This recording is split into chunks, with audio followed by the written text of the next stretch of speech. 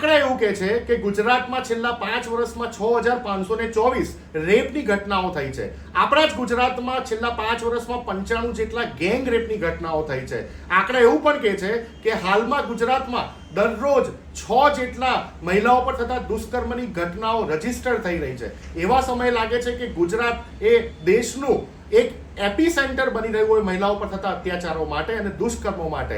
આપે જોયું એમ કે ગઈકાલે રાત્રે 12 વાગે વડોદરાના ભાયલી વિસ્તારમાં એક સગીર યુવતી ઉપર 2 થી 3 નરાધમોએ જે ગેંગ રેપની ઘટના આચરી છે એને ગુજરાત કોંગ્રેસ તરફથી સખત શબ્દોમાં વખોડી કાઢીએ છે.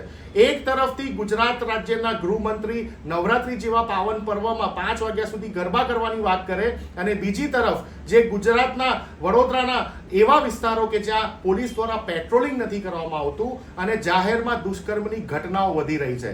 સાથે સાથે તમે જુઓ કે માનનીય હર્ષભાઈ સંઘવીનું નિવાસ જિલ્લો એટલે કે સુરત જિલ્લો અને એમનો પ્રભારી જિલ્લો એટલે કે વડોદરા જિલ્લો, આ બંને જિલ્લાઓમાં જે રીતે મહિલાઓ પર થતા અત્યાચાર અને દુષ્કર્મની ઘટના, દીકરીઓ પર થતા અત્યાચાર અને દુષ્કર્મની ઘટનાઓ વધી રહી છે, એ જોતા એવું લાગી રહ્યું છે કે રાજ્યમાં મહિલા સુરક્ષાનો જે સવાલ છે ખૂબ જ મોટો બનતો જાય છે.